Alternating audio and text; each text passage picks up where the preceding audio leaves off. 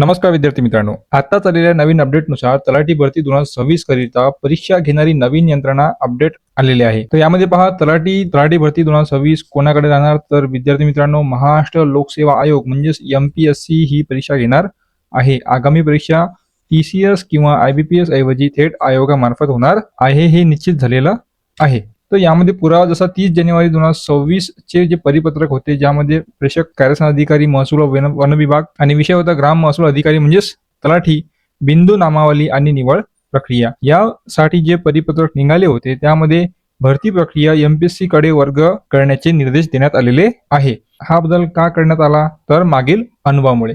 जसे गैरप्रकार आणि गोंधळ 2023 मध्ये TCS द्वारे आणि त्यापूर्वी महापोर्टलच्या काळात पेपर फुटी आणि कॉपी झाल्याचे अनेक आरोप झाले.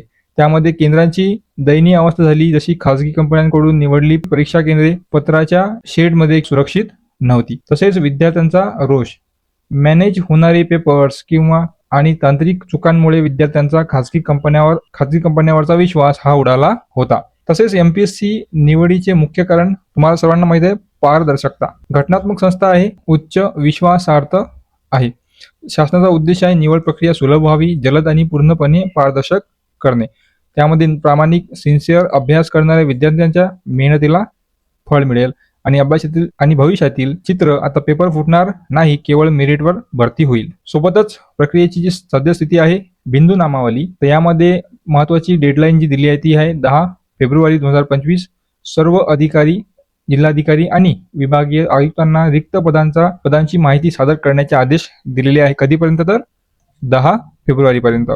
रिक्त पदांची गणना 31 डिसेंबर 2025 पर्यंतची अंदाजित रिक्त पदे विचारात घेतली जातील. सोबत मागणीपत्र कसं राहणार, तर जसे जिल्हा आणि तहसील कार्यालयामार्फत जाणार रिक्त जागा व बिंदू नामावली गोळा करणे.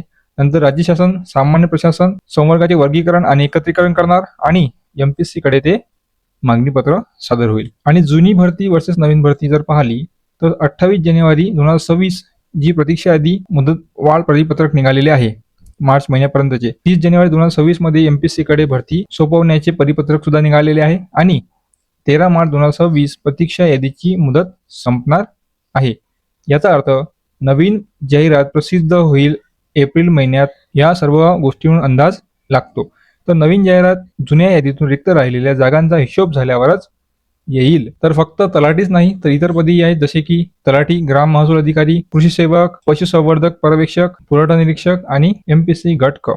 शासनाच्या नवीन धोरणानुसार तलाठी भरती सोबतच इतर तत्सम गट क संवर्गातील पदेही MPSC कडे होण्याची शक्यता आहे. नंतर अभ्यासाची दिशा, ती MPSC चे मोड जे आहे, जे MPSC मोड आहे ते विषयच असतेच मराठी, इंग्रजी आणि बुद्धिमत्ता GK GS. तर बदल काय होईल, तर वरवरचा अभ्यास आता चालणार नाही. अपेक्षित दर्जा हा जो MPSC गट क राहतो, क्लास 3 ची पोस्ट जी राहते, त्या MPSC गट क च्या मुख्य परीक्षेची काठिण्य पातळी असण्याचा अंदाज आहे. सल्ला, जुन्या प्रश्नपत्रिका PYQ सोडवताना आता MPSC च्या प्रश्नपत्रिका विश्लेषणात्मक प्रश्नपत्रिका पद्धतीचा वापर करा. नंतर तज्ज्ञांच्या मते हा शासनाचा अत्यंत महत्वाचा आणि आनंदाचा निर्णय आहे. जे विद्यार्थी खरंच सिन्सिअरली अभ्यास करतात त्यांना आता न्याय मिळेल. आता पेपर मॅनेज होणार नाहीत, मेरिटवर भरती होईल. तर विद्यार्थी मित्रांनो, थोडक्यात सारांश सांगतो. परीक्षा संस्था कोणती राहणार, MPSC. कारण पारदर्शकता. सद्यस्थिती तर 10 फेब्रुवारीपर्यंत बिंदू नामावली गोळा करण्याचे आदेश दिलेले आहे आणि आयोगाकडे मागणीपत्र आणि जाहिरात लवकरात लवकर येईल. तर व्हिडिओ तुम्हाला आवडल्यास नक्की लाईक करा आणि सोबतच तुम्हाला काही प्रश्न असतील तर नक्की विचारा. भेटूया पुढच्या व्हिडिओमध्ये. धन्यवाद.